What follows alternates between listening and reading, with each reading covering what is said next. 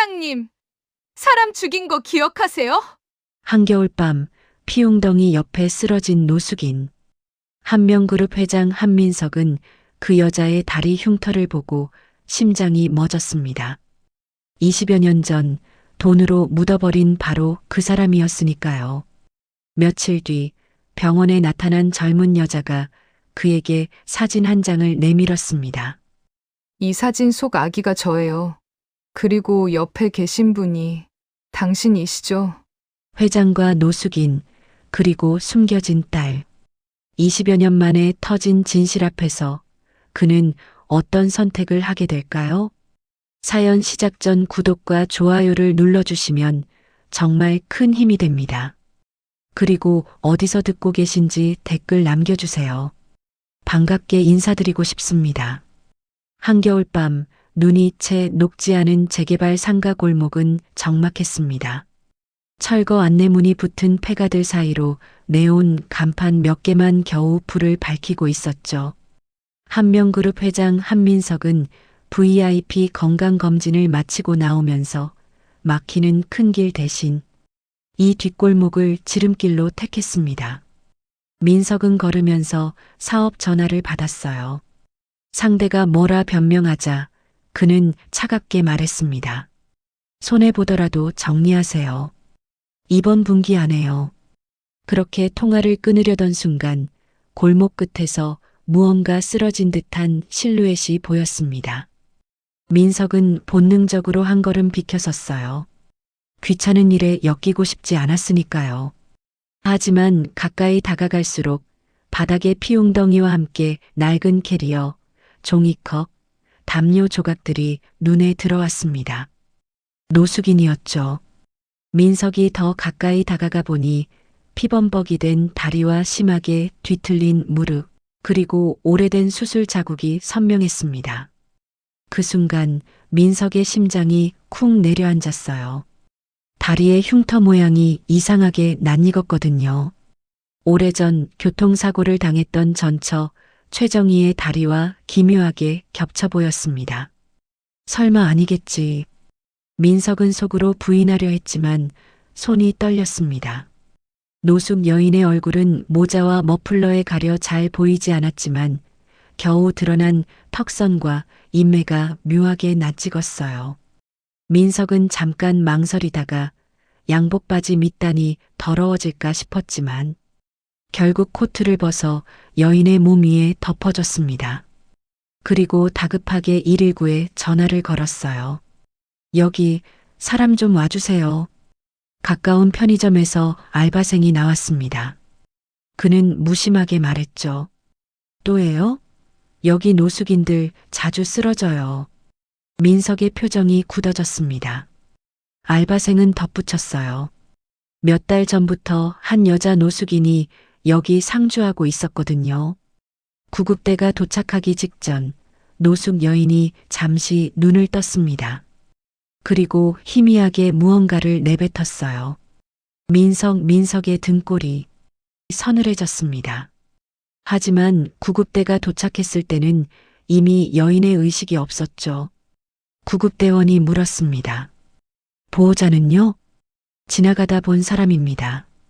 민석은 선을 그었습니다. 들것에 실려 구급차 안으로 사라지는 여인의 발목에서 누군가의 이니셜이 새겨진 오래된 은팔찌가 희미하게 빛났어요. 값어치는 없어 보였지만 옛날 유행이었던 커플 팔찌 스타일이었습니다. 차에 올라탄 민석은 내비게이션을 누르다가 무심코 자신의 집이 아닌 옛 동네 주소를 누를 뻔했습니다. 운전기사가 백미러로 그를 살폈어요. 회장님, 어디 불편하세요? 아니, 별거 아닙니다. 차 창밖으로 멀어지는 재개발 골목, 그 위로 한명그룹 로고가 박힌 건설 현수막이 잠깐 스쳤습니다. 민석은 속으로 중얼거렸어요. 그냥 노숙자일 뿐이야. 하지만 머릿속에는 계속 젊은 시절 정희의 모습이 떠올랐습니다. 아내 윤서진의 전화가 울렸어요.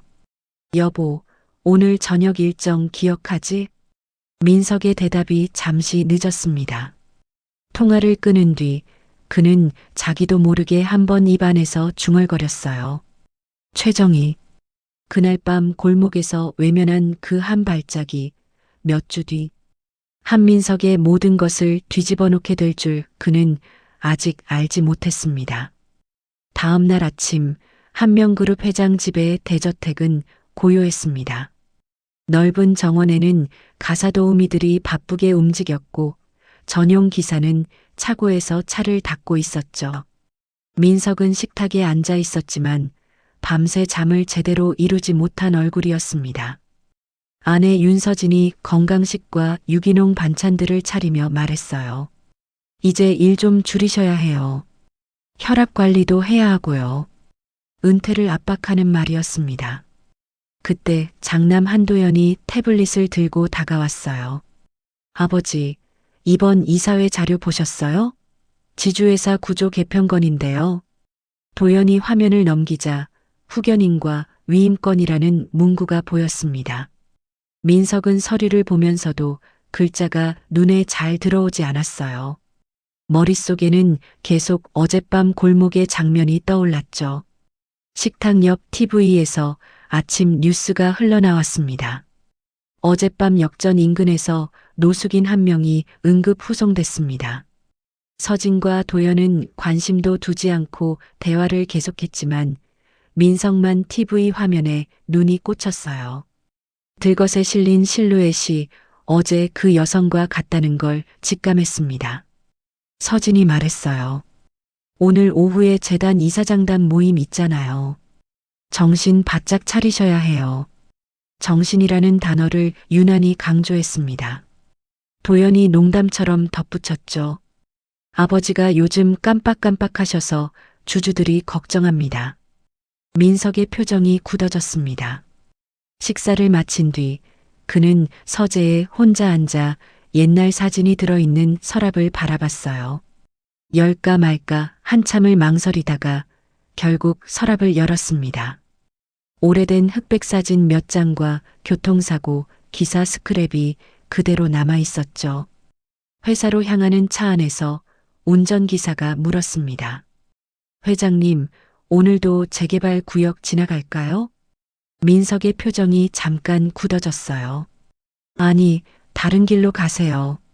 출근길 라디오에서는 노숙인 문제와 복지 사각지대에 관한 시사 프로그램이 흘러나왔습니다. 이상하게 민석의 귓가에 꽂혔어요. 회사 빌딩 로비에 도착하자 직원들이 고개를 숙여 인사했습니다.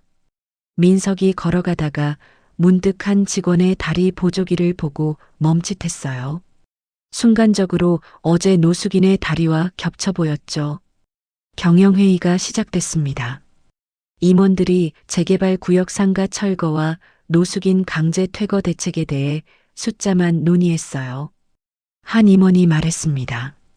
노숙자들 대충 처리하면 됩니다. 민석이 갑자기 신경질적으로 반응했어요. 대충이라니 그게 무슨 말입니까? 회의실이 조용해졌습니다. 민석의 손이 이상하게 떨리며 펜을 떨어뜨렸어요. 임원들이 건강 이상인가 하는 눈빛을 교환했죠. 회의가 끝나고 도연이 따로 찾아왔습니다. 아버지, 그래서 말씀드리는 건데 후견인 관련 문서 미리 준비하죠. 내가 아직 멀쩡한데 벌써 후견인이니 뭐니? 민석이 짧게 화를 냈습니다. 도연이 부드럽게 설득했어요. 아버지도 사람인데 판단 실수하면 안 되잖아요. 우리 모두를 위해서예요. 실제로는 지분을 안정적으로 잡으려는 속내였죠. 화장실 거울 앞에서 정장을 다듬던 민석은 갑자기 머릿속에 떠오른 선 소리에 수건을 떨어뜨렸습니다. 안경을 벗고 눈을 감자 젊었을 때 병원 복도에서 울고 있던 정희의 뒷모습이 짧게 스쳤어요. 저녁 재단 행사장에서 민석은 연단에 섰습니다. 노인 복지와 인권을 위해 헌신하겠습니다. 말은 그렇게 했지만 속마음은 공허했어요. 행사장 뒤편에서 한 기자가 다가왔습니다. 회장님, 재개발 구역 노숙인 문제 관련해서 질문 드려도 될까요? 홍보팀이 급히 제지했죠. 집으로 돌아온 밤 민석은 잠을 이룰 수 없었습니다. 스마트폰으로 해당 골목의 뉴스와 노숙인 관련 기사들을 검색했어요. 기사 속 사진 한 구석에 담요에 가려진 노인의 발목이 보였고 그 위로 은팔찌 일부가 희미하게 찍혀 있었습니다. 민석의 눈이 크게 커졌어요. 새벽녘 침대 옆 스탠드만 켜놓고 민석은 앉아 있었습니다. 아내는 옆에서 곤히 잠들어 있었죠. 민석이 혼자 중얼거렸어요. 내가 왜 저 사람에게 이렇게 집착하지? 스스로도 이해할 수 없는 불편함이었습니다. 휴대폰 사진첩을 넘기다가 젊은 시절 정희와 함께 찍은 사진이 나왔어요. 다리 수술 직후였죠. 정희가 병원 복도에서 목발을 짚고 서 있는 모습이었습니다. 민석은 회사 비서에게 전화를 걸까 말까 망설였어요. 어젯밤에 실려간 노숙인 정보 좀 알아봐. 하지만 끝내 말을 삼켰습니다. 됐어. 그냥 잊자. 출근길 운전기사에게 물었습니다. 그 병원 어디였지? 어제는 회장님이 직접 걸어서 나가셔서 기사 대기를 안 했습니다. 민석은 더 혼란스러워졌어요. 결국 비서실을 불러 그 주변 종합병원 리스트를 가져오라고 지시했습니다. 비서가 무슨 일인지 눈치를 보자 민석은 둘러댔죠.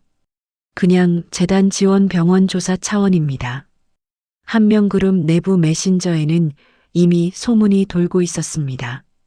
직원들 사이에서 회장님이 요즘 기억이 조금 이상하신 듯이라는 이야기가 오갔어요. 점심 식사 자리에서 도연이 다시 한번 경고했습니다.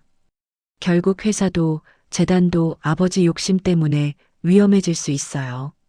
민석이 버럭 소리쳤어요. 내가 뭘 그렇게 잘못했냐? 하지만 자신이 더 당황했습니다.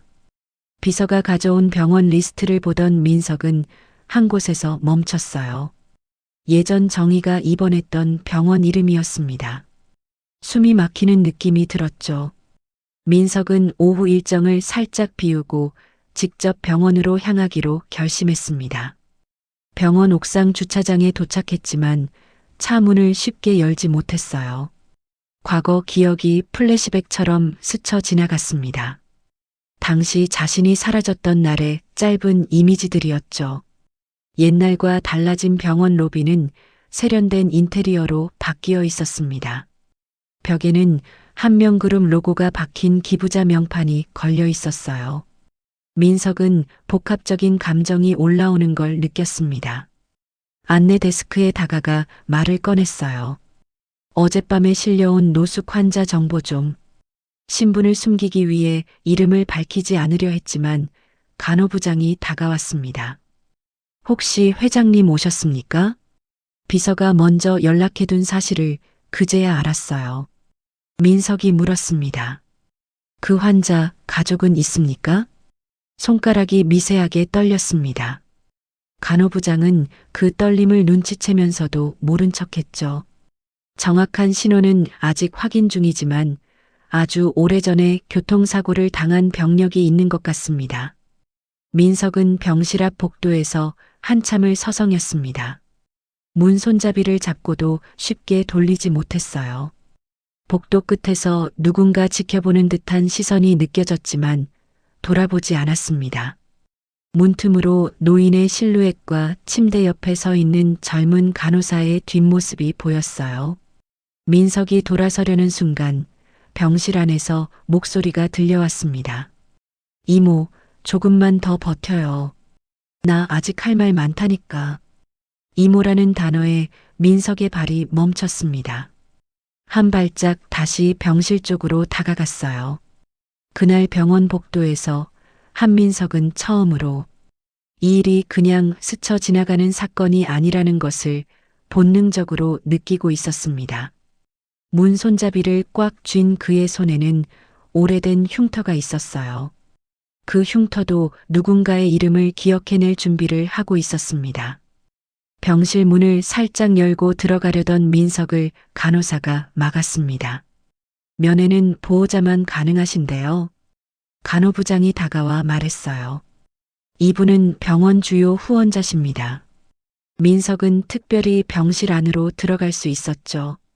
병실 안 노인의 얼굴은 빛에 가려 잘 보이지 않았지만 눈과 주름과 입술 모양에서 어렴풋이 옛 그림자가 겹쳐졌습니다.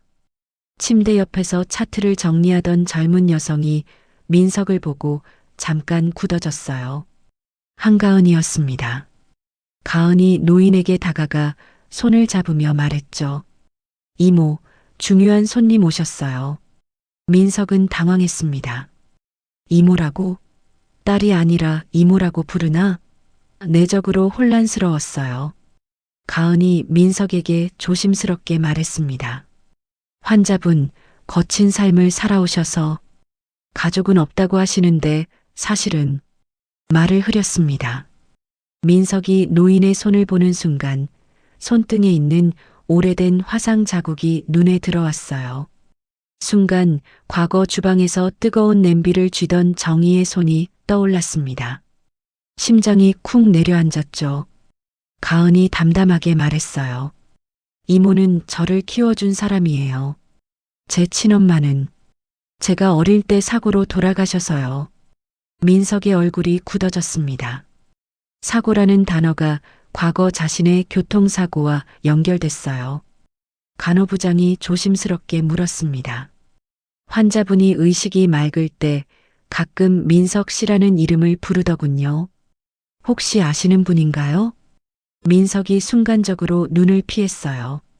동명인이겠지요. 저는 그런 이름 흔히 봅니다. 급히 부정했습니다. 가은과 간호부장이 민석의 말을 믿지 못하겠다는 눈빛을 잠깐 주고받았지만 더 묻지 않았어요. 병실 밖 복도에서 가은과 간호부장의 대화가 이어졌습니다. 노인분이 수년째 은팔찌를 내다 팔지 않고 끼고 계셨대요. 가은이 말했어요. 이모는 늘 그래요. 이건 마지막으로 내가 사람 대접받던 시절의 흔적이다라고 하시면서 복도에 서 있던 민석이 그 말을 들었습니다. 자신이 과거 주었던 커플 팔찌의 디자인이 겹쳐지며 머리가 멍해졌어요. 병실을 나온 민석 앞에 병원장과 재단 담당자가 서서 공손히 인사했습니다. 앞으로도 노인 환자들 지원 부탁드립니다. 민석이 갑자기 날카롭게 물었어요. 노인 복지 제대로 하고 계십니까? 모두가 당황했습니다. 병원장이 말했죠. 그 환자분도 곧 장기 요양 쪽으로 보내야 할 것 같습니다. 가족도 없고 병원비도 밀려 있고. 민석의 표정이 불편해졌어요. 그때 복도 끝에서 양복 차림의 남자가 지나가며 민석을 힐끗 봤습니다.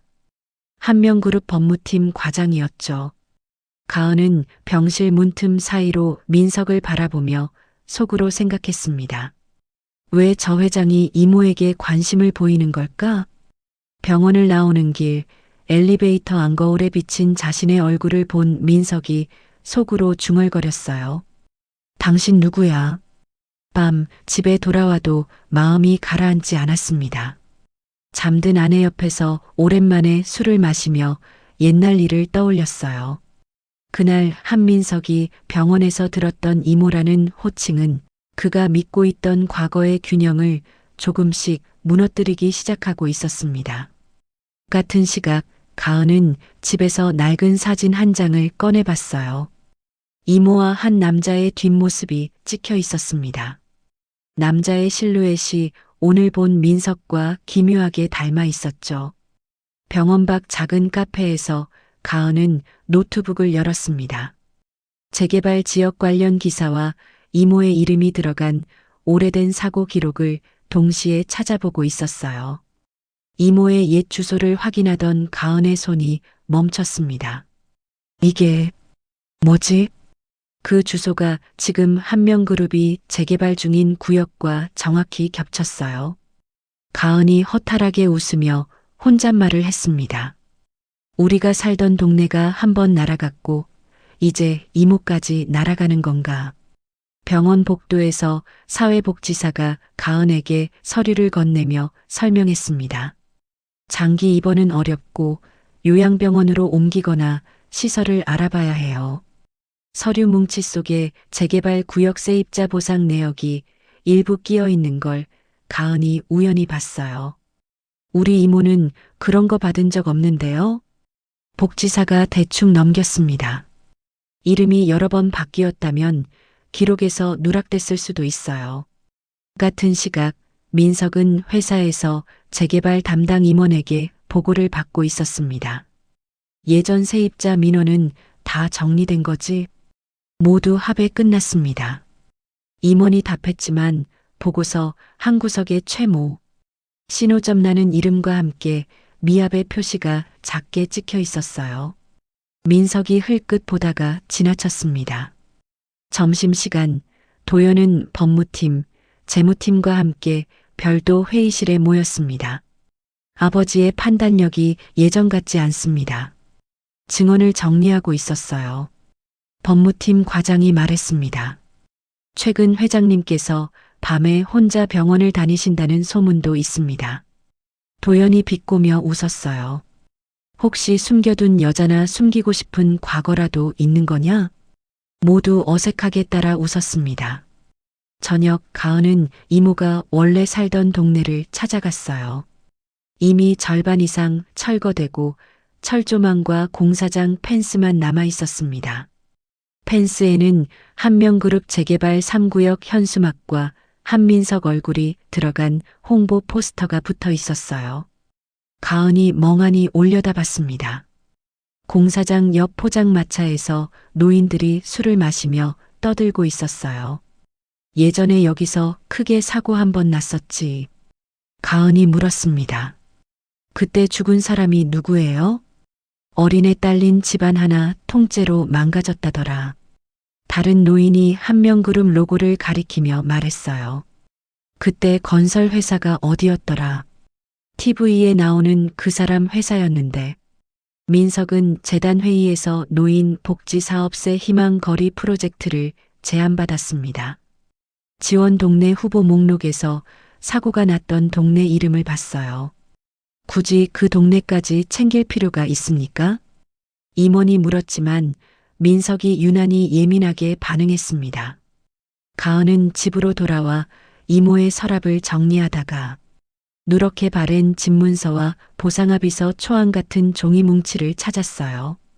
문서에는 한명그룹 계열 건설사 이름과 사일란이 비어있는 칸이 있었습니다. 가은이 소름 돋는 표정을 지으며 중얼거렸어요. 이모, 도대체 예전에 무슨 일이 있었던 거예요? 같은 시각 민석은 집 서재에서 옛날 스크랩북을 펼쳤습니다. 사고 당시를 다룬 기사와 자신의 젊은 시절 얼굴이 흐릿하게 찍힌 사진을 봤어요. 기사 한 켠에 적힌 문장을 읽으며 숨을 멈췄습니다. 유가족 측 한 명이 합의서 서명을 거부해 법적 분쟁 가능성 남아 그날 밤 서로 전혀 모르는 두 사람은 같은 사건의 다른 조각을 각자의 손 안에 쥔 채 잠을 이루지 못했습니다. 가은이 문서 뭉치 맨 끝에서 한민, 으로 시작하다가 지워진 이름 흔적을 발견했어요. 다음 날 아침 민석은 비서를 불렀습니다. 어제 병원에 있던 노숙 환자, 치료비는 우리 재단 이름으로 전부 처리하세요. 비서가 물었어요. 혹시 언론에 이 사실을 알릴까요? 이미지 개선에 도움이 될 수 있습니다. 민석이 강하게 선을 그었습니다. 언론에는 절대 알리지 마세요. 병원 재무팀에서 가은에게 연락이 왔어요. 이모 병원비가 모두 정리됐습니다. 네, 어떻게요? 어떤 재단에서 전액 지원했어요. 가은이 물었습니다. 어떤 재단인지 알려주세요. 후원자 비공개 원칙이라서요. 병원 복도를 걷던 가은은 우연히 한명재단 로고가 박힌 기부자 브로슈어를 봤습니다. 불길한 예감이 들었어요. 설마. 민석은 법무팀 과장을 불렀습니다. 예전에 재개발 관련 미합에 세입자 있었지 않냐? 그 사람 지금 어떻게 됐나 조사해봐라. 법무팀 과장이 찜찜한 표정으로 나간 뒤 곧바로 도연에게 보고했어요. 회장님이 과거 사건에 집착하십니다. 도연의 얼굴이 굳었습니다. 이대로 두면 안 되겠어. 아버지가 과거 일까지 끄집어내면. 그날 오후 민석이 다시 병원을 찾아가려 할 때 아내 서진이 물었습니다. 요즘 병원에 자주 가시는 이유가 뭐예요?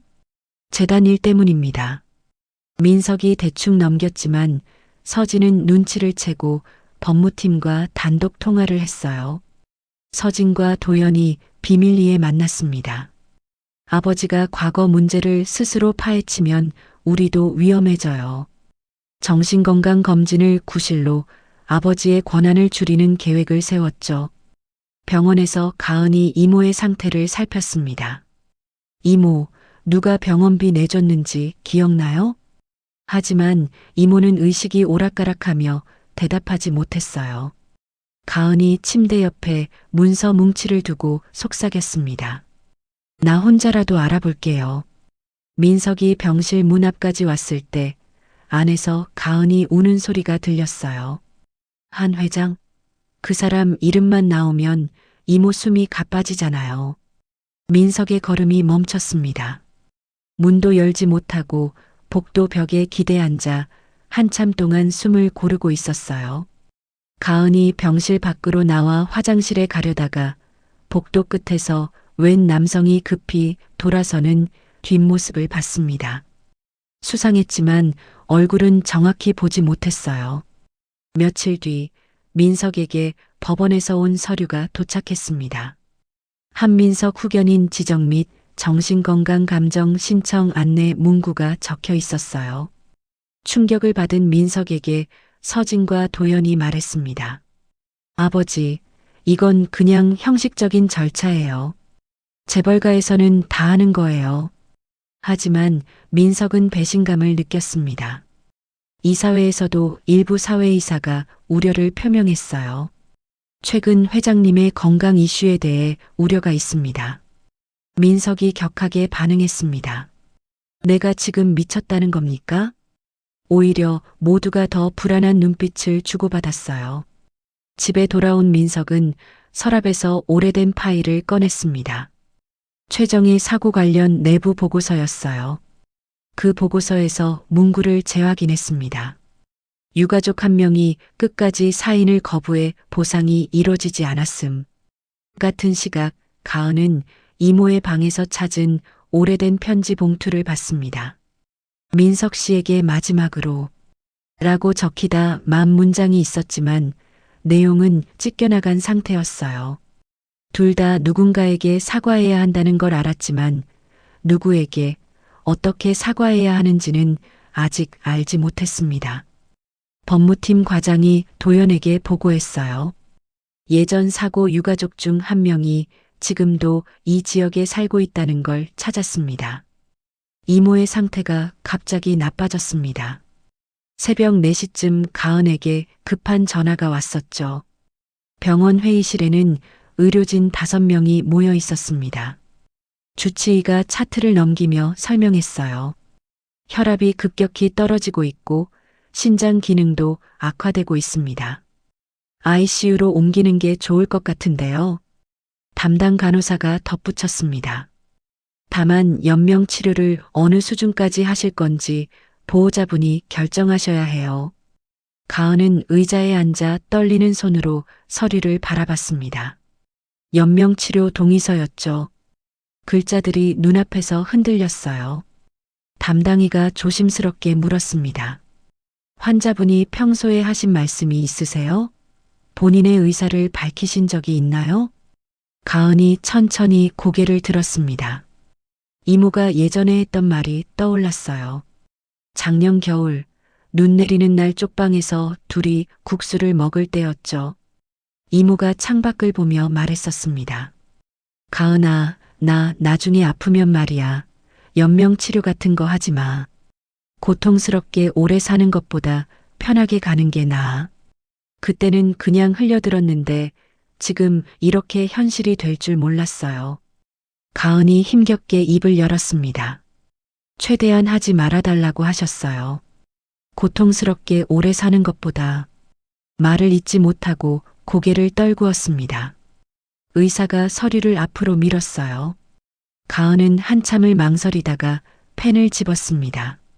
손이 너무 떨려서 이름을 쓰는 데만 30초가 걸렸죠. 서명을 마치고 나니 온몸에 힘이 빠졌어요. 회의실을 나오는데 사회복지사가 복도에서 기다리고 있었습니다. 손에 낡은 봉투를 들고 있었어요. 한가은 씨, 잠깐만요. 네. 환자분이 예전에 맡겨둔 서류가 있어요. 병원 금고에 5년째 보관되어 있던 건데요. 가은이 의아한 표정을 지었습니다. 사회복지사가 설명을 이어갔어요. 환자분이 5년 전에 입원하셨을 때, 의식이 있을 때 저한테 직접 맡기셨어요.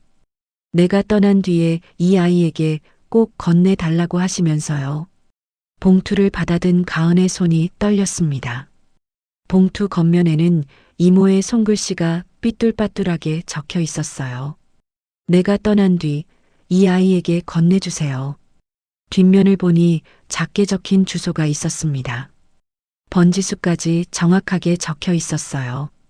가은이 그 주소를 보는 순간 어디선가 본 듯한 느낌이 들었습니다. 며칠 전 재개발 현수막에서 봤던 주소와 비슷했어요. 병실 앞 대기실로 가서 가은은 봉투를 열었습니다. 손이 너무 떨려서 몇 번이나 실패했죠. 봉투 입구가 오래되어 굳어 있었어요. 조심스럽게 찢어 열자 안에서 편지지와 사진 2장이 나왔습니다. 먼저 사진을 꺼냈어요. 첫 번째 사진을 보는 순간 가은의 눈이 커졌습니다. 흑백 사진이었는데 젊은 시절의 여자와 남자 그리고 유모차에 타고 있는 아기가 함께 찍혀 있었어요. 여자는 이모였습니다. 젊고 행복해 보였죠. 남자의 얼굴은 조금 흐릿했지만 윤곽이 선명했어요. 며칠 전 병원에서 본 그 회장이었습니다. 유모차의 아기는 가은 자신이었어요. 두 번째 사진은 병원 복도에서 찍은 것 같았습니다. 같은 남자가 여자의 손을 잡고 있었어요. 여자의 다리에는 깁스가 되어 있었죠. 가은의 손이 떨렸습니다. 편지를 펼쳤어요. 3페이지 분량이었습니다. 첫 문장을 읽는 순간 가은의 손이 멈췄어요. 가은아, 이모가 이제 너에게 진실을 말해야 할 것 같구나. 이 편지를 읽고 있다면 이모는 아마 내 곁에 없을 거야. 미안하다. 가은이는 내 조카가 아니라 내 딸이야. 눈물이 뚝 떨어져 편지지를 적셨습니다. 가은은 떨리는 손으로 편지를 계속 읽어내려갔어요. 너를 조카라고 부른 이유는 내가 상처받을까봐 그랬어.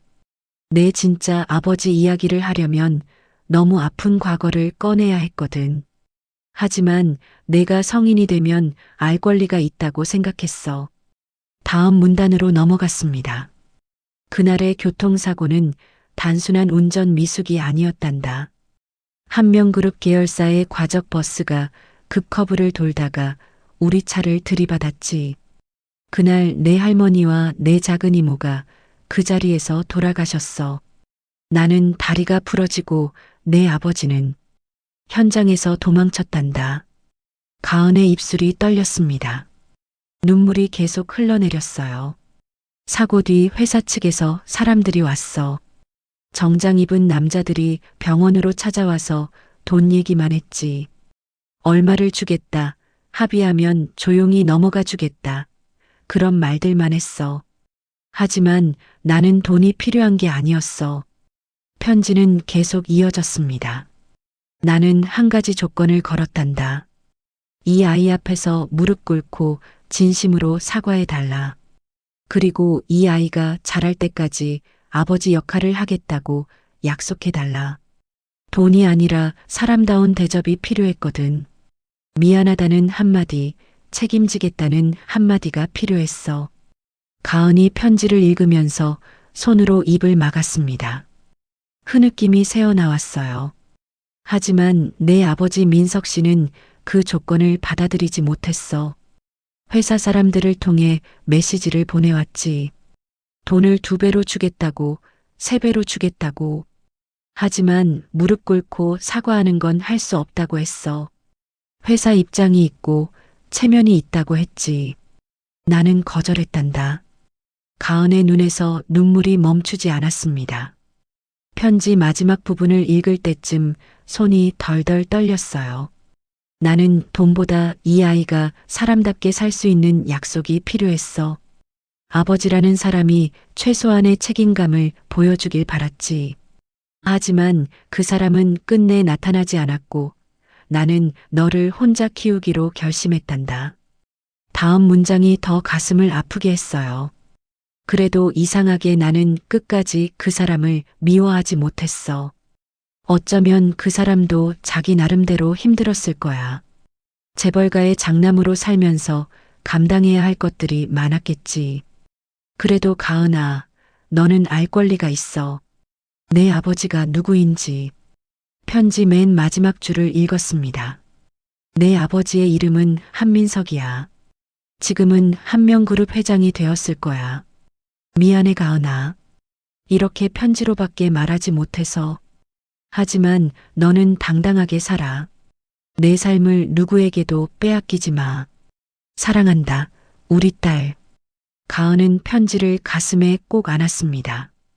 대기실 의자에 앉아 한참을 울었어요. 같은 시각 민석은 집 서재에서 오래된 파일들을 뒤적이고 있었습니다. 서랍 깊숙한 곳에서 노란 파일 하나를 꺼냈어요. 재개발 3구역 사고 관련 내부 자료라고 적혀 있었습니다. 파일을 펼쳤습니다. 사고 당시 사진들, 병원 기록, 합의 시도 내역들이 정리되어 있었어요. 페이지를 넘기다가 한 장에서 손이 멈췄습니다. 정희가 직접 쓴 진정서 사본이었어요. 본인 최정희는 이번 교통사고와 관련하여 다음과 같이 진술합니다. 민석이 천천히 읽어 내려갔습니다. 나는 한민석 씨가 이 사고에서 법적으로 직접적인 책임이 없다는 것을 알고 있습니다. 운전자는 회사 측 기사였고 과정 문제도 회사의 책임이지 개인의 책임이 아닙니다. 다음 문장을 읽을 때 민석의 손이 떨렸어요. 하지만 사람으로서 그리고 이 아이의 아버지로서 최소한의 책임은 져야 한다고 믿습니다. 법적 책임과 인간적 책임은 다른 것입니다. 나는 돈이 아니라 사람다운 대접을 원합니다. 이 아이 앞에서 무릎 꿇고 미안하다고 말해주세요. 그리고 이 아이를 끝까지 책임지겠다고 약속해주세요. 그것만이 내가 원하는 전부입니다. 민석이 진정서를 읽으며 눈을 감았습니다. 가슴이 찢어지는 것 같았어요. 책상에 엎드려 조용히 울기 시작했습니다. 어깨가 들썩였죠. 평생 울지 않고 살아온 사람이 처음으로 무너지는 순간이었어요. 정희야. 처음으로 그 이름을 소리내어 불렀습니다. 목소리가 떨렸어요. 20여 년 동안 외면했던 이름이었습니다. 미안해. 정말 미안해. 병원 병실 창가에서 가은은 이모를 내려다보며 속삭였습니다. 이모가 아니라 엄마였네. 왜 이제야 알려주신 거예요? 눈물이 멈추지 않았어요. ICU로 옮겨진 이모는 산소 마스크를 쓰고 있었습니다. 그때 이모가 잠시 눈을 떴어요. 희미하게 가은을 알아봤습니다. 가은아, 편지 읽었니? 가은이 이모의 손을 꽉 잡으며 울부짖었습니다. 왜 이제야 알려줘요? 왜 저를 조카라고 불렀어요? 왜요? 이모가 힘없이 답했어요. 미안해. 그 사람이 감당 못할까봐, 너까지 상처받을까봐. 미안하다. 그 사람이 누구예요? 정확히 말해주세요. 누가 제 아버지예요? 가은이 다급하게 물었습니다. 이모가 숨을 몰아쉬며 힘겹게 말을 이어가려 했어요. 가은아, 내 아버지는 한민석이라는 사람이야. 지금은 회장. 바로 그 순간 심전도 모니터에서 삐삐삐 하는 알람이 울렸습니다. 간호사들이 급히 병실로 들이닥쳤어요. 의사가 뛰어왔고 가은은 간호사들에게 밀려나 복도로 나올 수밖에 없었습니다. 보호자분은 잠시 밖에서 기다려주세요. 가은은 복도 바닥에 주저앉아 울었습니다. 두 손으로 얼굴을 감싸고 소리 없이 흐느꼈어요. 비슷한 시각, 민석은 회사 빈 회의실에서 혼자 앉아 있었습니다. 큰 창문 너머로 도시의 야경이 보였지만 그의 눈에는 아무것도 들어오지 않았어요. 두 손으로 얼굴을 감싸고 조용히 울었습니다. 어깨가 떨렸죠. 복도를 지나가던 청소 직원이 회의실 안을 힐끗 봤지만 모른 척 지나갔습니다. 회장이 우는 모습을 본 적이 없었거든요. 두 사람의 모습이 마치 거울처럼 겹쳐 보였습니다. 한 사람은 병원 복도에서, 한 사람은 회사 회의실에서 같은 시간에 같은 슬픔으로 울고 있었어요. 병원장실에서는 밤늦게 비밀 회의가 열렸습니다. 병원장과 한명그룹 법무팀 과장, 그리고 재단 담당 이사가 모여 있었어요. 법무팀 과장이 파일을 펼치며 말했습니다. 확인 결과 회장님이 이 환자와 과거에 얽혀 있었던 것이 거의 확실합니다. 20여 년 전 재개발 사고 당시 미압의 유가족이 바로 이 환자입니다. 병원장이 안경을 고쳤으며 말했어요. 이건 상당히 조심스러운 문제네요. 자칫하면 언론에. 재단 담당 이사가 끼어들었습니다. 지금 당장은 조용히 넘어갈 수 있을 것 같은데 문제는 그 젊은 여자죠. 환자의 보호자요. 그 여자가 뭔가 눈치챈 것 같습니까? 글쎄요. 아직은 모르는 것 같은데 시간이 지나면. 법무팀 과장이 휴대폰을 들고 전화를 걸었습니다. 도연에게 보고하는 전화였어요. 도연 이사님, 확인됐습니다. 회장님과 그 환자, 과거에 연결고리가 있습니다. 전화 너머 도연의 목소리가 차갑게 들렸습니다. 그럼 그 여자가 아버지의 약점이자 우리 집안의 시한폭탄이 될 수도 있겠군요. 계속 모니터링 하세요. 움직임이 있으면 즉시 보고하고요. 오래전 골목길에서 시작된 한 번의 사고가 이제는 세 사람의 삶을 동시에 조여오고 있었습니다. 그날 밤 11시쯤 민석은 집을 나와 병원으로 향했습니다. 운전기사에게 차를 대기시키고 혼자 걸어 들어갔어요. 병원 주차장은 어두웠고 가로등만 몇 개 켜져 있었습니다. 주차장을 걷는데 저 앞에서 누군가 걸어오고 있었어요. 가로등 불빛 아래서 얼굴이 선명히 보였습니다. 젊은 여자였어요. 가은이었죠. 손에 뭔가를 쥐고 있었습니다. 두 사람이 정면으로 마주쳤습니다. 서로 걸음을 멈췄어요. 가은이 민석을 똑바로 바라봤습니다. 손에는 낡은 편지와 사진을 쥐고 있었어요. 한참 동안 침묵이 흘렀습니다. 바람이 불어 가은의 머리카락이 흩날렸죠.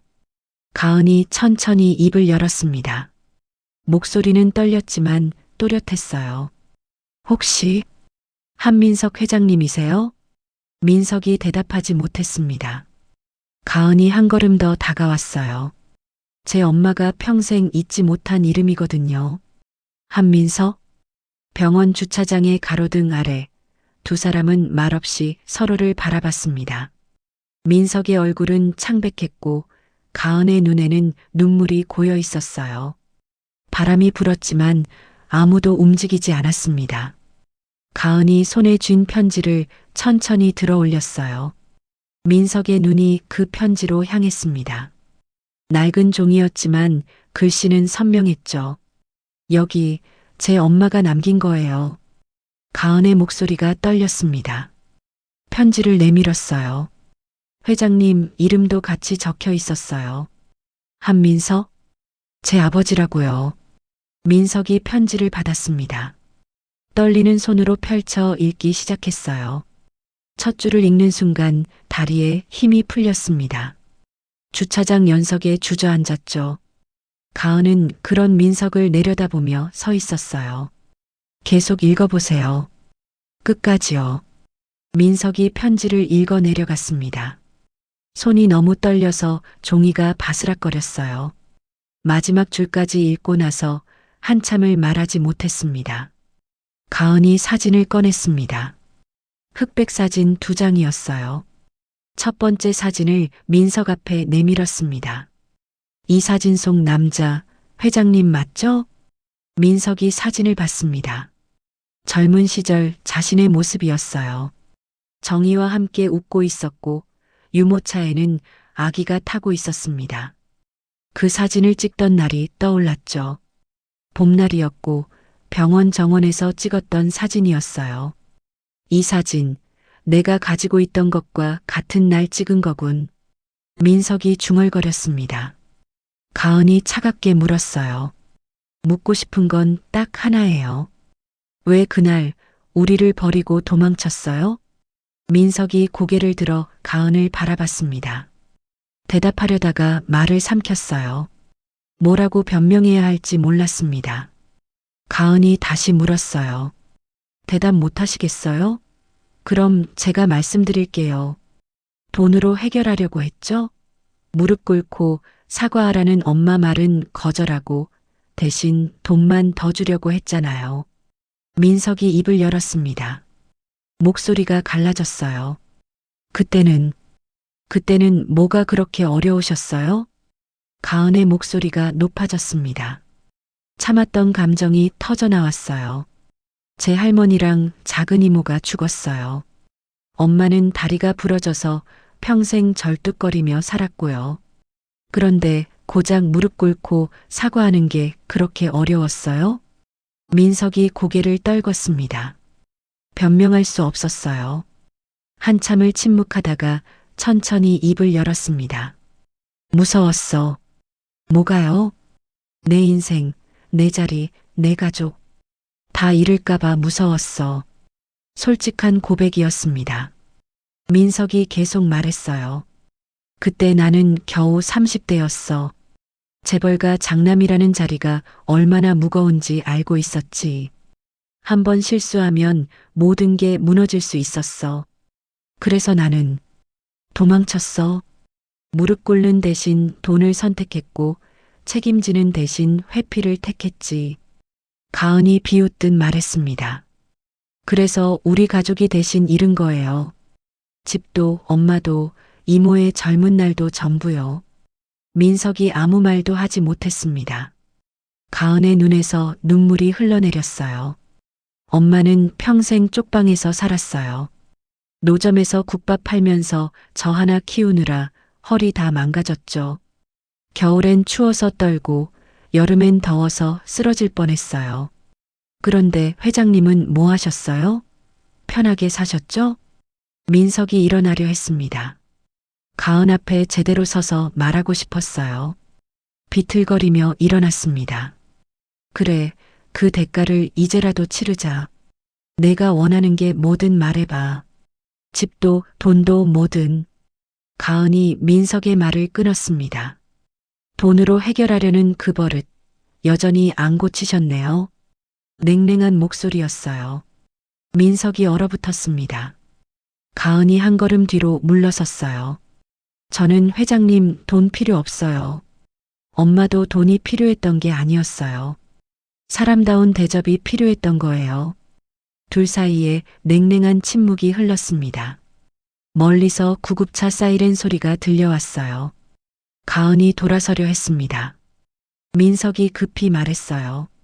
기다려. 나 정말 미안하다. 너무 늦었지만 늦었다는 거 아시면 됐어요. 가은이 차갑게 말하고 병원 쪽으로 걸어갔습니다. 민석은 주차장에 혼자 남았어요. 한참을 서 있다가 차로 돌아갔습니다. 다음 날 오전 한명그룹 이사회가 열렸습니다. 회의실에는 이사들이 모두 모여 있었어요. 민석이 단상에 섰습니다. 평소보다 얼굴이 수척했지만 눈빛은 또렷했어요. 오늘 안건 중 후견인 지정권에 대해 말씀드리겠습니다. 도영과 서진이 긴장한 표정으로 바라봤습니다. 민석이 천천히 말했어요. 후견인 지정 안건은 보류합니다. 내가 직접 정리할 일이 남아 있습니다. 회의실이 술렁였습니다. 도연이 일어섰어요. 아버지, 이건 가족 전체의 의견입니다. 회사를 위해서라도. 회사를 위해서? 민석이 도연을 바라봤습니다. 내가 지금까지 회사를 위한다는 명목으로 얼마나 많은 사람들을 외면했는지 아느냐? 사회이사 한 명이 조심스럽게 말했습니다. 회장님 말씀도 한번 들어볼 필요가 있지 않습니까? 민석이 고개를 끄덕이고 다음 안건으로 넘어갔어요. 재개발 구역 보고서를 펼쳤습니다. 과거 재개발 3구역 사고와 유가족 미합의 문제를 공식적으로 재조사하겠습니다. 회의실이 조용해졌습니다. 도연의 얼굴이 굳어졌어요. 법무팀 임원이 말했습니다. 회장님, 이건 이미 시효도 지났고 법적으로 문제없던 사안입니다. 법적으로만 문제없으면 다냐? 민석의 목소리가 커졌습니다. 사람이 사람 구실을 못하면 회사가 아무리 커도 소용없어. 나는 그동안 숫자만 보고 살았어. 사람은 안 봤지. 그게 잘못이었어. 회의장이 싸늘해졌습니다. 도연이 강하게 반대했어요. 아버지, 이건 우리 회사 이미지에도 악영향을. 이미지? 거짓으로 쌓은 이미지가 무슨 소용이냐? 민석이 회의를 마치고 나왔습니다. 복도에서 서진이 기다리고 있었어요. 여보, 대체 무슨 일이에요? 갑자기 왜 이러시는 거예요? 민석이 아내를 바라봤습니다. 미안하오. 그동안 당신한테도 솔직하지 못했소. 병원에서 가은은 이모를 지키고 있었습니다. ICU에서 일반 병실로 옮겨졌지만 상태는 여전히 좋지 않았어요. 가은은 병상 옆 의자에 앉아 생각에 잠겼습니다. 설령 저 사람이 사과를 해도 용서할 수 있을까? 내적 갈등이 컸어요. 이모가 잠시 눈을 떴습니다. 가은을 보고 희미하게 미소 지었어요. 가은아. 네, 엄마. 제가 여기 있어요. 엄마라고 부르니 이상하면서도 자연스러웠습니다. 이모가 힘겹게 말했어요. 그 사람 만났니? 네, 만났어요. 너무 미워만. 하지마. 가은이 눈물을 닦았습니다. 이모가 계속 말했어요. 그 사람도 내 아버지니까. 사람은 완벽하지 않아. 엄마, 제가 뭘 어떻게 해야 돼요? 이모가 가은의 손을 꼭 잡았습니다. 너 하고 싶은 대로 해. 대신 내 삶을 버리지 마. 가은이 고개를 끄덕였어요. 이모의 말을 곱씹었습니다.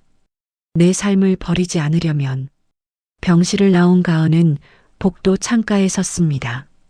저 멀리 한명그룹 사옥이 보였어요. 높은 빌딩이 하늘을 찌를 듯 솟아 있었습니다.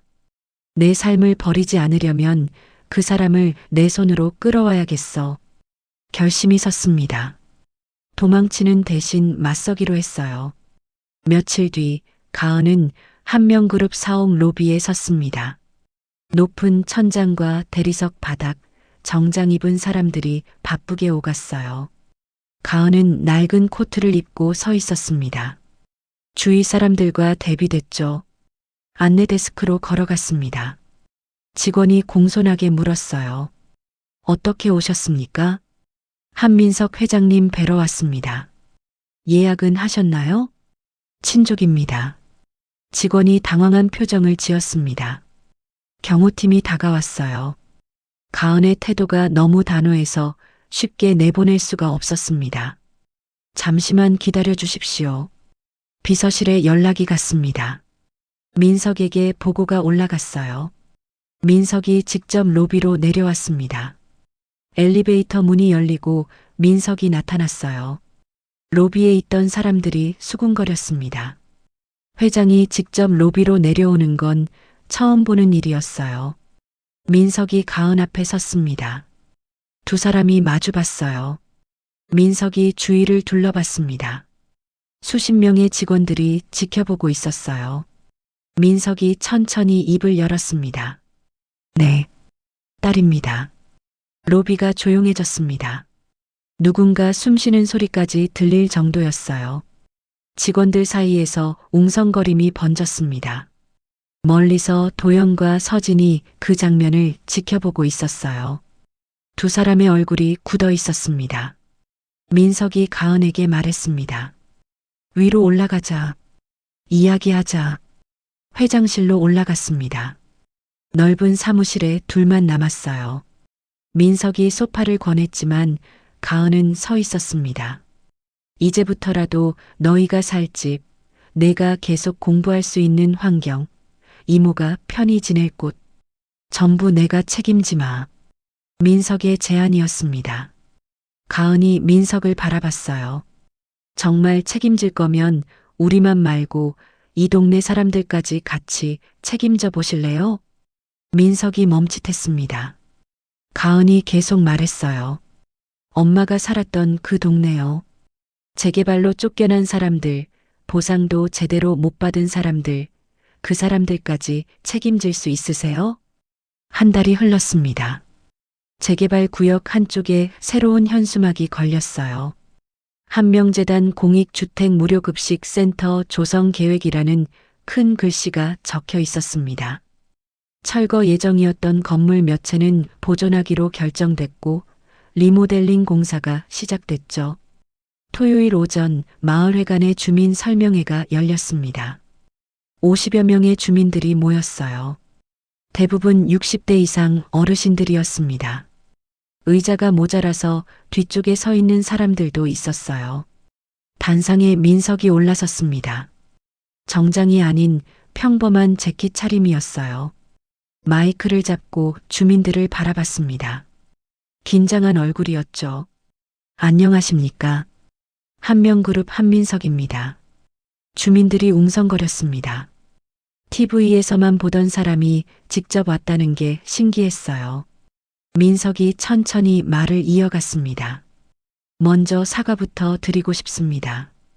20여 년 전 이 동네에서 일어난 교통사고로 소중한 분들을 잃으신 유가족분들께 목소리가 떨렸습니다.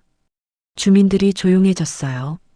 그리고 그 이후로 제대로 된 보상도 못 받으시고 쫓기듯 이 동네를 떠나셔야 했던 모든 분들께 진심으로 사과드립니다. 늦었지만 이제라도 빚을 갚으러 왔습니다. 민석이 깊게 고개 숙였습니다. 몇몇 주민들이 박수를 쳤어요. 하지만 뒤쪽에서 누군가 말했습니다. 이제 와서 쇼하는 거지 뭐. 맞아. 언론 나오려고 그러는 거 아냐? 냉소적인 반응도 있었습니다. 민석은 고개를 들고 그쪽을 바라봤어요. 쇼라고 생각하실 수도 있습니다. 하지만 저는 진심입니다. 앞으로 제 행동으로 보여드리겠습니다. 주민들 사이에 앉아있던 가은이 아버지의 말을 듣고 있었습니다. 복잡한 표정이었어요. 믿어야 할지, 여전히 의심해야 할지 갈등하는 얼굴이었습니다.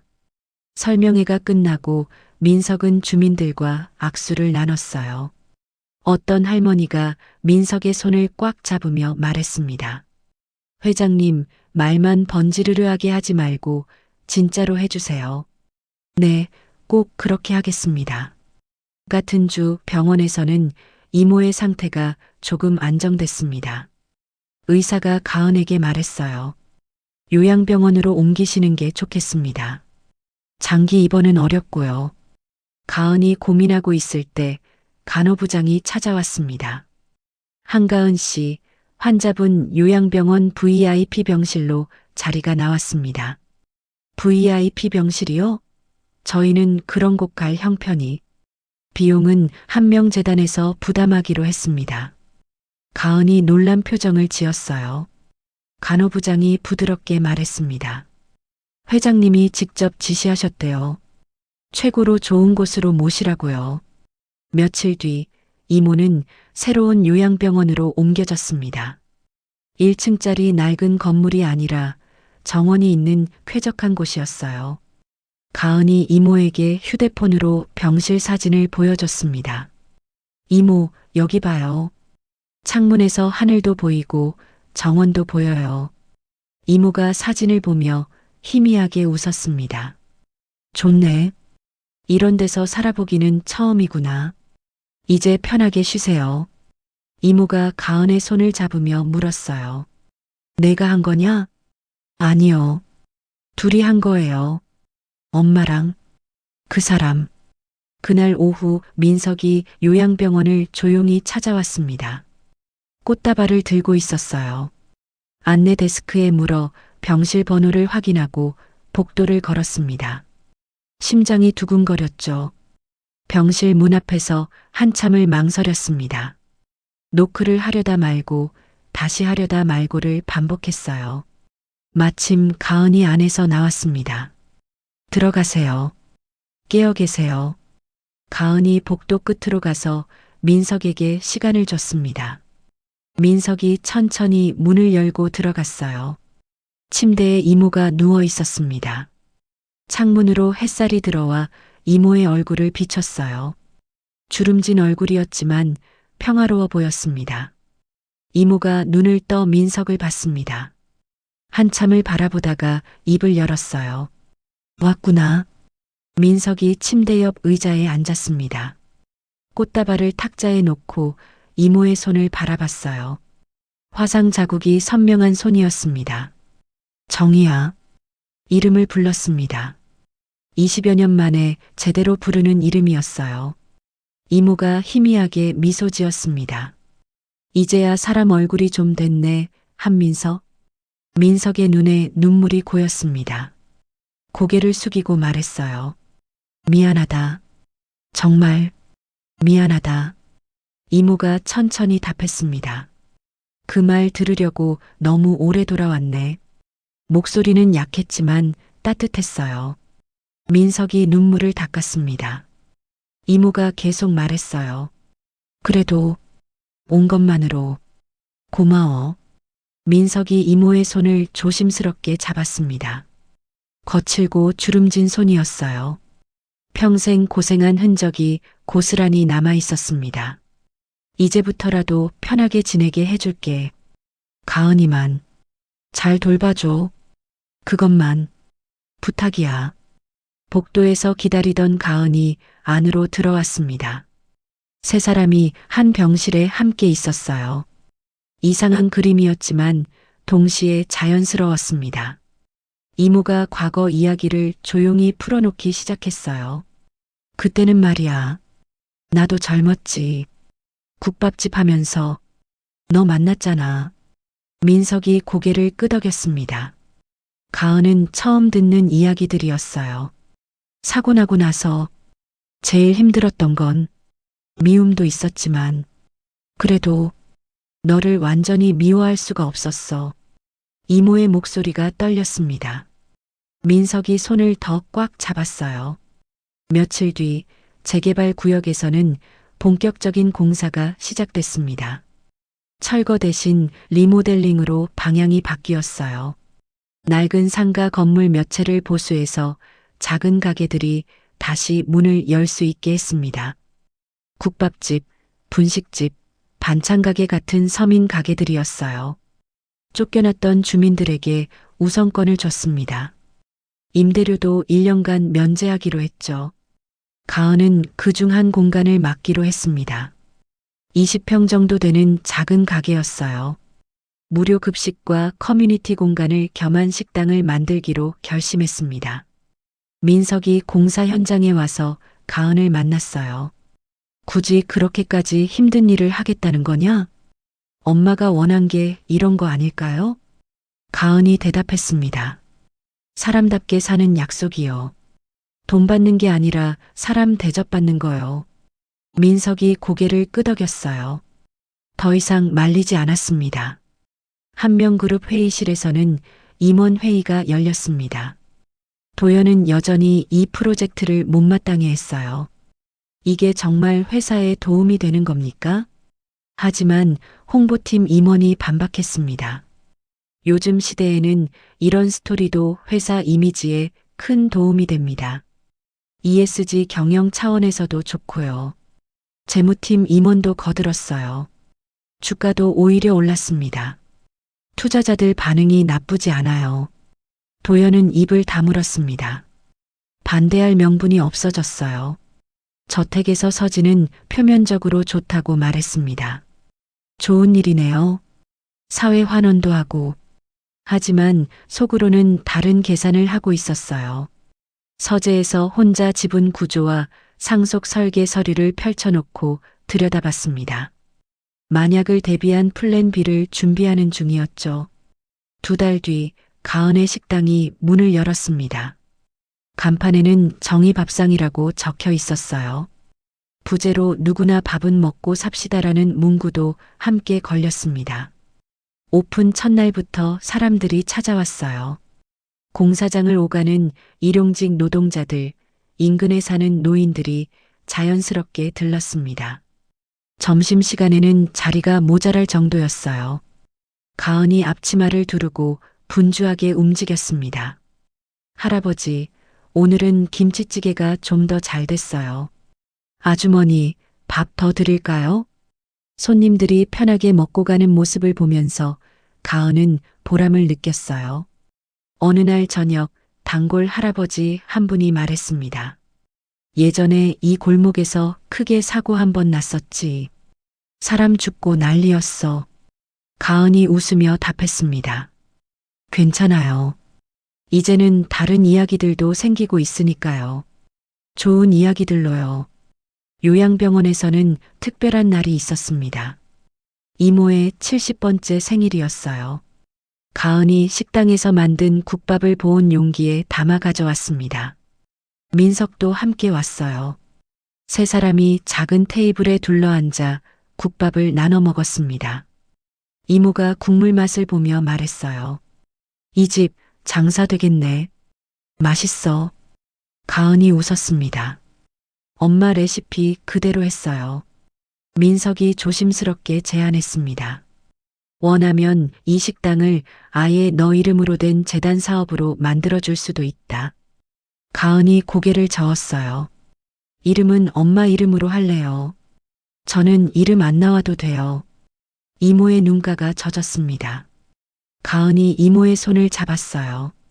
엄마가 하고 싶었던 일을 제가 대신하는 거예요. 그렇게 오래전 한 장의 합의서 대신 한 그릇의 국밥이 세 사람 사이에 조용히 오가기 시작했습니다. 어느 비 오는 날이었습니다. 식당 천장에서 빗물이 새기 시작했어요. 손님들이 우산을 펼쳐 물을 받았습니다. 사장님, 천장 고쳐야겠어요. 가은이 당황하고 있을 때 민석이 작업복 비슷한 옷을 입고 나타났습니다. 공사 현장 인부들과 함께 왔어요. 우리가 고쳐드리겠습니다. 민석이 사다리를 타고 올라가 천장을 살폈습니다. 비에 젖은 옷이 축축했지만 개의치 않았어요. 인부들과 함께 방수 작업을 했습니다. 식당 밖에서 동네 사람들이 지켜봤어요. 회장이 저기까지 한다고? 진짜네. 직접 올라가서 하네. 수군거리는 소리가 들렸습니다. 민석은 신경 쓰지 않고 작업을 계속했어요. 해가 질 무렵 작업이 끝났습니다. 민석이 사다리에서 내려왔어요. 옷이 더러워졌지만 얼굴에는 미소가 있었습니다. 가은이 수건을 건네며 말했습니다. 고마워요. 괜찮아. 이 정도는. 저녁 영업을 마치고 가은이 식당 문을 닫았습니다. 하늘을 올려다보며 혼잣말을 했어요. 엄마, 이 골목이 이제 좀 사람 사는 데 같죠? 몇 년이 흘렀습니다. 계절이 여러 번 바뀌었고 재개발 골목의 풍경도 많이 달라졌어요. 새로 지어진 아파트 단지가 서 있었고 작은 공원도 생겼습니다. 그리고 그 사이에 2층짜리 낡은 건물 하나가 여전히 자리를 지키고 있었어요. 건물 1층에는 간판이 걸려 있었습니다. 정의밥상 마이너스 누구나 밥은 먹고 삽시다. 햇빛에 바래진 글씨였지만 여전히 또렷했어요. 가을 햇살이 유리창을 통해 식당 안으로 들어왔습니다. 점심시간이었습니다. 식당 안은 손님들로 가득 찼어요. 50대 중반 노동자들이 작업복 차림으로 앉아 있었고 70대 노인들이 구석 자리에서 국밥을 먹고 있었습니다. 대학생처럼 보이는 젊은이들도 몇 명 보였어요. 가은이 앞치마를 두르고 홀을 오갔습니다. 30대 중반이 된 가은은 예전보다 얼굴에 여유가 생겼어요. 손님들에게 반찬을 나르며 웃었습니다.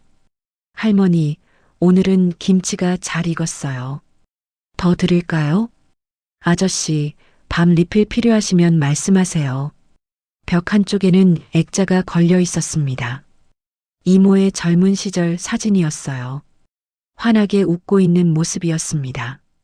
그 옆에 작은 안내문이 붙어 있었어요. 이 공간은 고 최정희 여사를 기리며 한명재단의 지원으로 운영됩니다.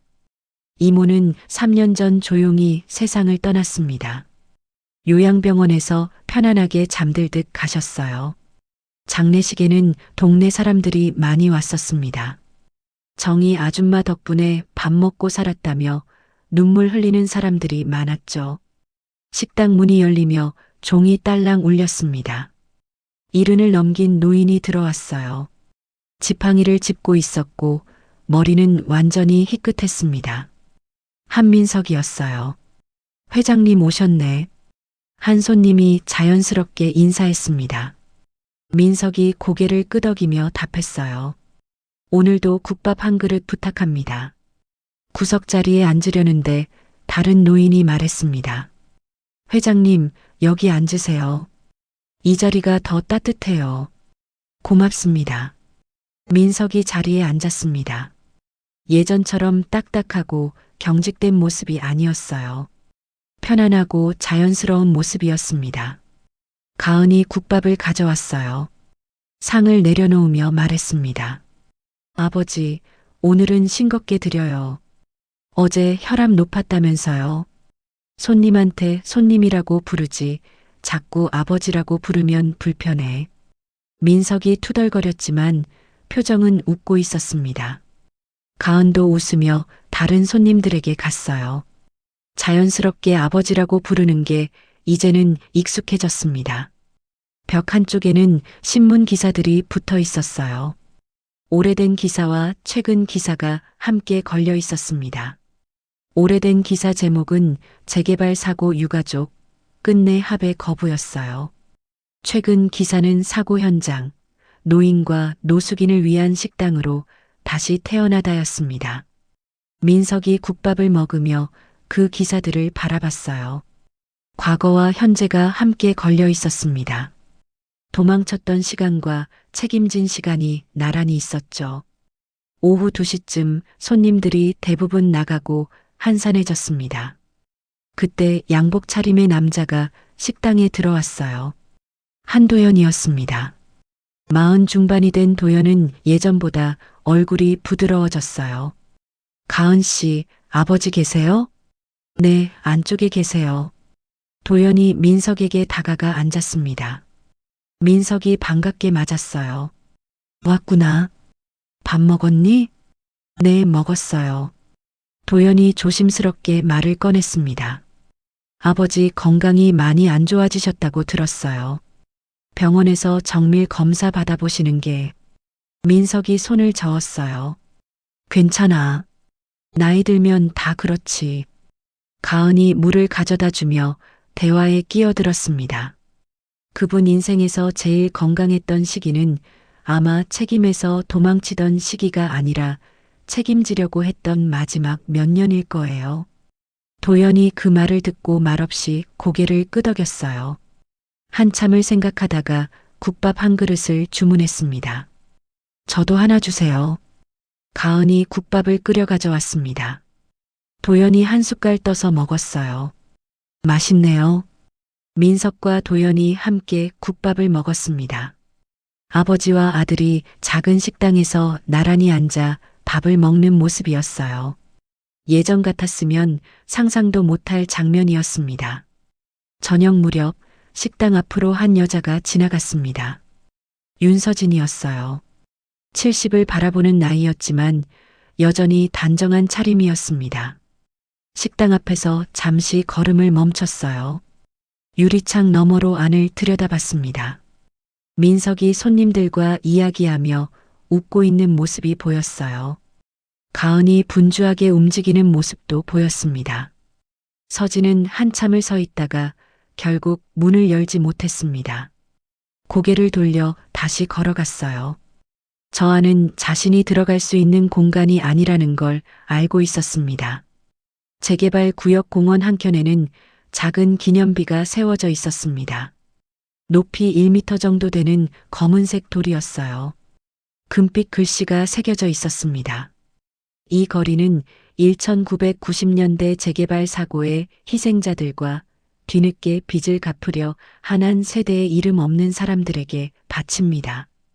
주말 오후 한 아이가 엄마 손을 잡고 기념비 앞을 지나갔습니다. 아이가 물었어요. 엄마, 여기 이름은 왜 없어요? 엄마가 부드럽게 대답했습니다. 이곳을 지킨 사람들은 이름보다 마음으로 남았거든. 마음으로 남는다는 게 뭐예요? 나중에 크면 알게 될 거야. 저녁 시간이 지나고 식당에는 자원봉사 대학생들이 왔습니다. 일주일에 2번씩 와서 설거지와 청소를 도와줬어요. 그중 한 학생이 가은에게 조심스럽게 말했습니다.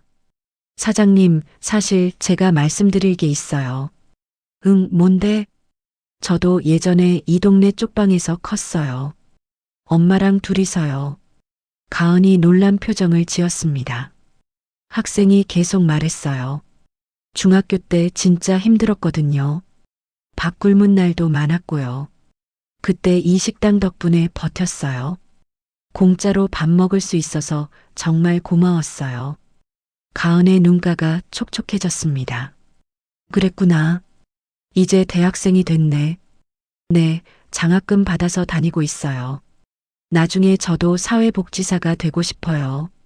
잘 됐다. 열심히 해. 가은이 학생의 어깨를 토닥여줬습니다. 밤 9시쯤 마지막 손님들이 나가고 가은이 의자를 정리했습니다. 민석은 여전히 구석자리에 앉아 있었어요.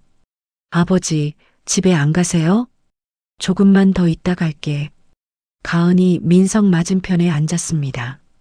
둘이서 차를 마셨어요. 한참 동안 말없이 앉아 있었습니다. 민석이 조심스럽게 말을 꺼냈어요. 가은아, 나 죽고 나면 내 지분 일부를 이 식당과 재단 이름으로 남기겠다는 유언장을 썼다. 가은이 잠시 민석을 바라봤습니다. 그럼 저희도 준비해야겠네요. 뭘? 언젠가 아버지 안 계셔도 이 집 불이 꺼지지 않게 하는 방법을요. 민석이 미소 지었습니다. 가은이 계속 말했어요. 이 식당을 계속 이어갈 사람들을 키워야죠. 자원봉사 학생들 중에 관심 있는 친구들이 있거든요. 좋은 생각이네. 언젠가 이 건물도 이 사람들도 사라지겠지만 최소한 이 골목만큼은 오래도록 누군가의 밥을 기억하는 곳으로 남을 것 같았습니다. 밤 10시가 넘어서야 가은이 영업 마감 준비를 했습니다. 홀에 혼자 남아 빈 그릇들을 치우며 하늘을 올려다봤어요. 형광등 너머로 어둠이 보였습니다. 민석이 마지막 손님으로 문 앞에 서 있었어요. 지팡이를 짚고 나가려다 돌아보며 속삭이듯 말했습니다. 정희야, 오늘 국물은 좀 짰다. 그래도 고맙다. 가은이 그 말을 듣고 미소를 지었습니다. 엄마, 들으셨어요? 벽에 걸린 이모의 사진이 은은한 조명을 받으며 빛났습니다. 환하게 웃고 있는 모습이었어요. 민석이 식당을 나갔습니다. 가을밤 공기가 차가웠지만 마음은 따뜻했어요. 천천히 걸어가는 뒷모습을 가은이 문틈으로 지켜봤습니다. 가은이 불을 끄고 문을 잠갔습니다.